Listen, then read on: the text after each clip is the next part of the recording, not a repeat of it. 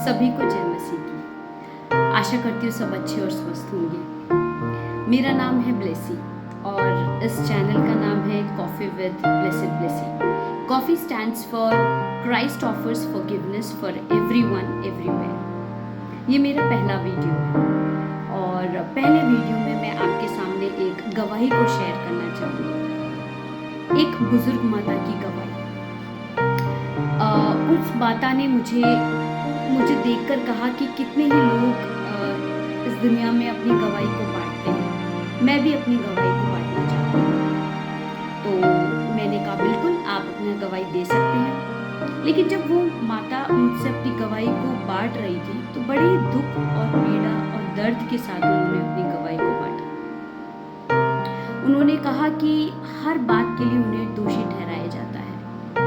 तो मुझे लगा कि बिल्कुल हमें सुनना ज़रूरी है कि ऐसी क्या मतलब उनकी मानसिक व्यथा होगी, तो वो अपनी गवाही को बांटना चाहती है। तो उन्होंने मुझे अपने शब्दों में भी और अपने पन्नों पे भी लिखकर भी उन्होंने अपनी गवाही को मुझसे बांटा। आइए देखते हैं और सुनते हैं उनकी गवाही उन्हीं की ज़बान से। मेरे प्रिय बच्चों, मेरे परिचय की ज़रूरत नहीं, क्योंकि जब भी कुछ गलत होता है सभी लोग मुझे ही याद करते हैं। हव्वा माता ने जो अनाज्ञाकारिता दिखाई और परमेश्वर के सामने पाप किया, इसी वजह से हम पापी बन गए। मेरे बच्चों, जब मैं अदन की वाटिका में थी तो मैंने सिर्फ एक बार अनाज्ञाकारिता दिखाई, लेकिन आप लोग तो अपने माता पिता और परमेश्वर की कितनी बार अनाज्ञाकारिता करते हो, क्या वो हम गिन नहीं सकते? मेरी उस समय की अवस्था जरा सोचिए। लेकिन मुझे याद है जब मैंने अपनी आंखें खोली तो मुझे जो परमेश्वर ने साथी दिया उसे देखा और चारों तरफ देखा तो बहुत ही सुंदर अदन की वाटिका। जब मैं आदम का हाथ पकड़कर उस बगीचे में चली तो देखा पेड़ पर लगे सुंदर फूल, हंसते खेलते हुए जानवर, पक्षियाँ, बड़े ही शांति से बहते हुए जलधारा और उसमें उछलती हुई मछलियाँ। वे बड़े ही अच्छे दिन थे अदन की वाटिका। जब मैं अदन की वाटिका में काम करती तो उन जानवरों और पक्षियों के साथ खेलती और उसमें कोई भी शत्रु नहीं था। सब प्रेम से रहा करते थे, यहाँ तक कि वो धोखा देने वाला सर्प भी। वहाँ खाना बनाने की जरूरत नहीं थी। बिना मिलावट के बहुत से फल खाए हैं। पता है कितने स्वादिष्ट थे वे फल, सोचते ही मुंह में पानी आ जाता है। जब आदम अपना काम करके आता था तो हम दोनों एक के इंतजार में रहते। जानते हैं वो कौन थे? यहोवा परमेश्वर। जब सूरज ढलता तब परमेश्वर हमसे मिलने आते। हम तीनों अदन की वाटिका में घूमते घामते जानवरों और पक्षियों के साथ बातें करते और परमेश्वर की आवाज सुनते ही सब दौड़कर आ जाते। और ऐसे ही हम उस वाटिका में हंसी खुशी और शांति से हमने दिन बिताए।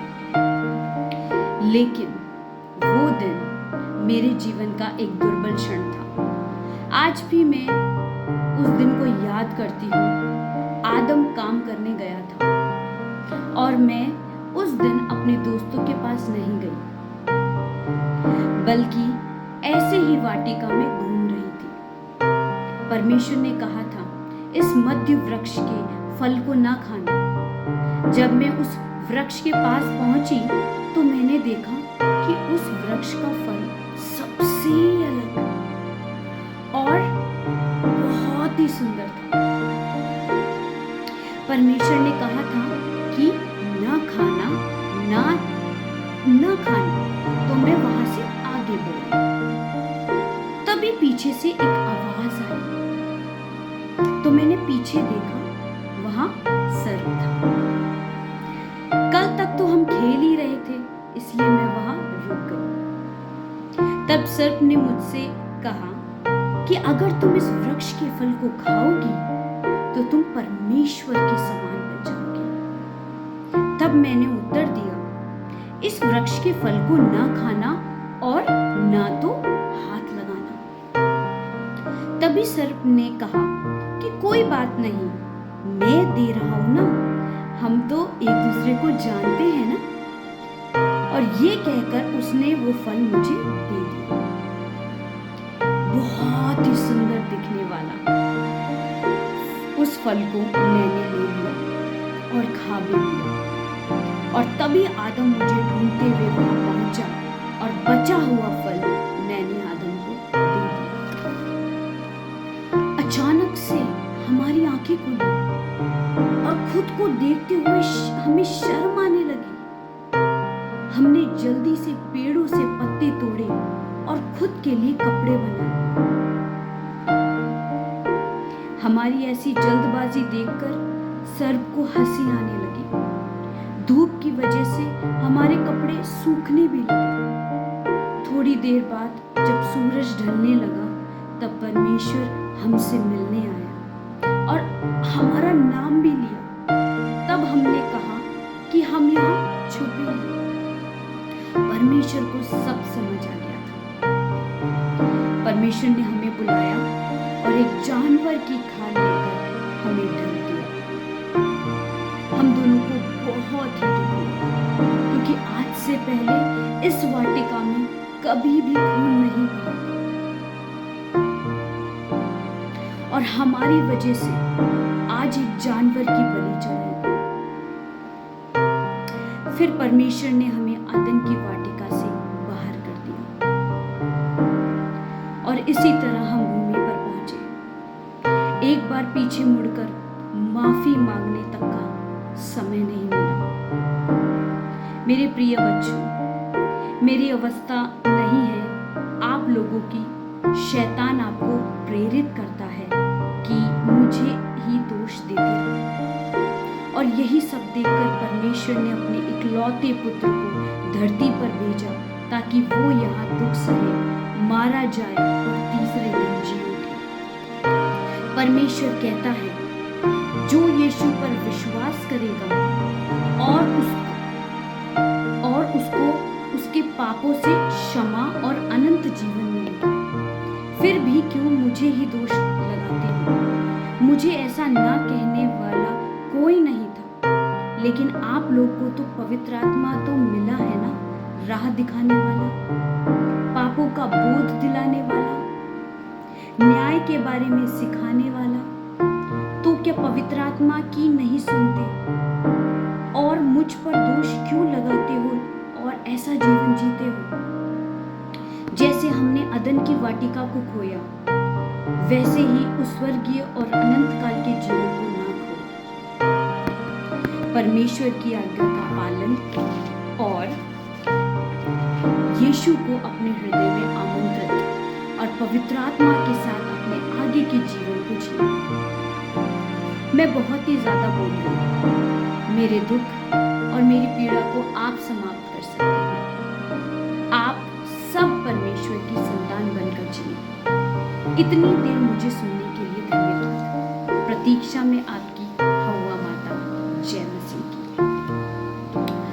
माता ने जो भी कहा हम सब ने सुन लिया होगा। आज जो दुनिया में चल रहा है वही माता ने हमसे कहा है। ये सब जबकि युगों से पहले की संभावना है, लेकिन आज भी हम माता को याद करके दुखित होते हैं। जब भी छोटे बच्चों को पाप के बारे में हम बताते हैं तो हव्वा माता की बारे में बताते हैं कि उन्होंने फल खाया और उनके फल खाने से हम पापी बन गए। लेकिन प्रियो, हमने सुना ना हव्वा माता ने क्या कहा कि उनको बताने वाला कोई नहीं था, उनको चिताने वाला कोई नहीं था, उनकी अवस्था वैसी नहीं थी। लेकिन आज पवित्र आत्मा हमारे साथ है। हमें पवित्र आत्मा की सुननी चाहिए। जैसे आदम और हव्वा ने अदन की वाटिका को खोया है, ऐसे हम उस स्वर्गीय भवन और अनंत काल के जीवन को ना खोएं। हम उस स्वर्गीय भवन को और अनंत काल के जीवन को ना खोएं। विश्वास, प्रेम, पवित्रता और अलगाव वाला जीवन जिए। और इसके लिए हम खुद को तैयार करें। प्रभु हम सबको अनुग्रहित करें। जय मसीह।